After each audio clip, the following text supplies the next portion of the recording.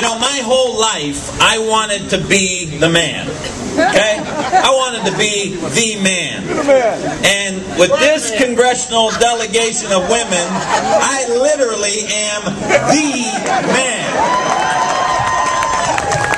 Not quite the way I had it planned, but we got a great delegation, and I'm very lucky that I was raised by a strong Italian mother, because when I'm in Congress, I'm with some strong women who are leading the Democratic Party in Washington, D.C.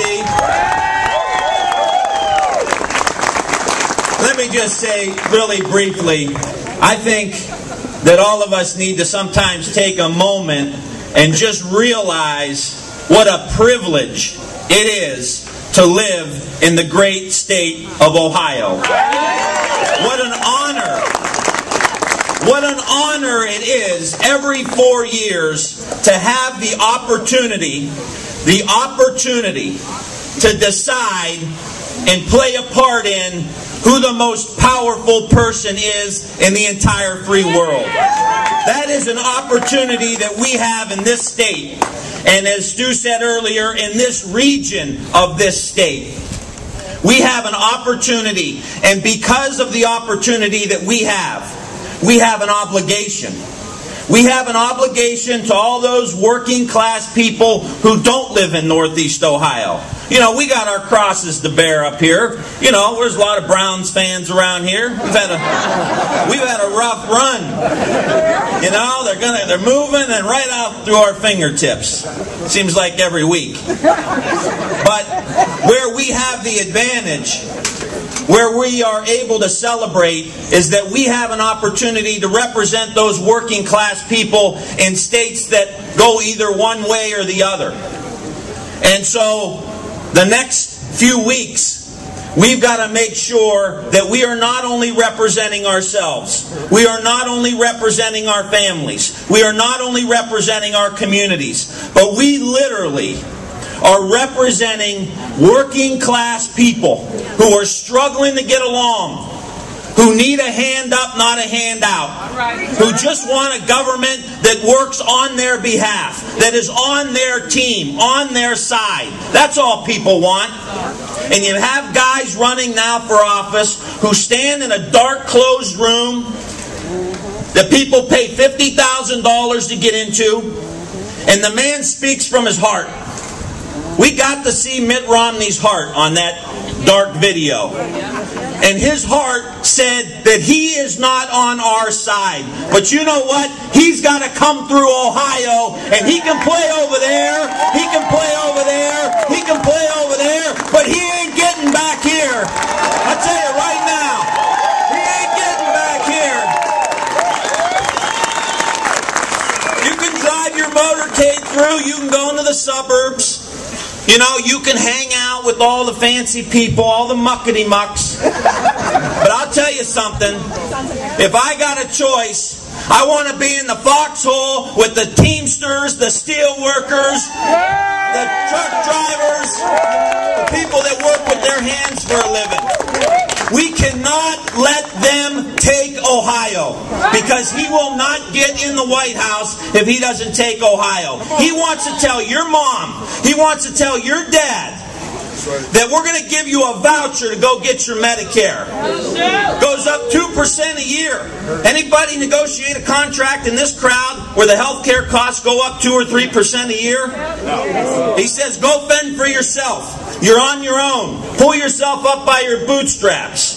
You bunch of mooches. You leeches. You know, that's us. That's us. Those are our family members who may be on the Medicaid program so that they can stay in a nursing home. Guess what, Mitt Romney? Guess what? You got no shot at taking down organized labor in Ohio. No shot. No shot.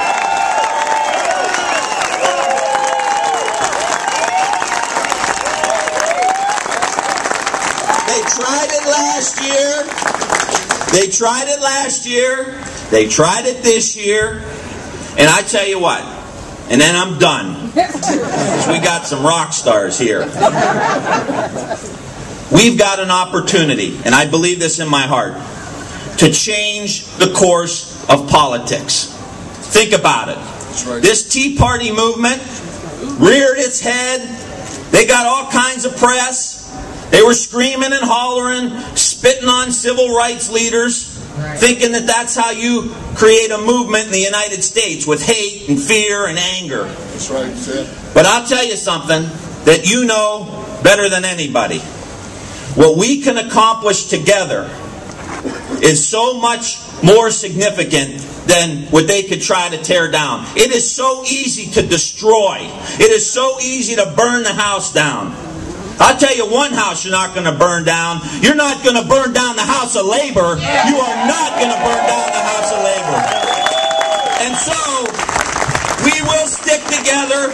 We will be one. We will be a union. We will not let them divide us. Who's in a union? Who's not in a union? Who's in a private sector union? Who's in a public sector union? Who's black? Who's white? Who's gay? Who's straight? 30 years they tried to divide us. And last year they tried it. 62% of Ohioans said, take that crap back home.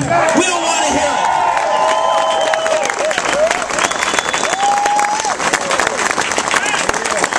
And so, the game is on the line. And I don't know if you remember, and I know it's football season. There's a great basketball coach, UCLA, John Wooden. One of the great coaches of all time. You know, his teams rarely scouted their opposition. John Wooden's philosophy was, if we play our game, if we execute, if we do the fundamentals, we win. And we make them play our game. And so the next 3 weeks, while you have all this air war going on, all this chaos going on, unions, Democrats, we must stay focused and play our game. And our game is house by house, precinct by precinct, town by town, county by county, getting our people out to vote. And that's how we're going to win this election. By getting our people out to vote. By getting our people out to vote. Ted Strickland lost by 70,000 votes. That is 2 or 3 votes per precinct in Ohio. So when you think you've walked enough, when you think you've knocked on enough doors, just think, if I walk another half hour, another hour, if I pick up 2 more votes per precinct, and someone's walking out in Toledo picking up a couple of votes per precinct, and someone in Youngstown, in Niles, in Warren, in Talmadge, in Akron, in Greene, in Medina, 2 votes per precinct, we tell the Tea Party that the party is over and the Democrats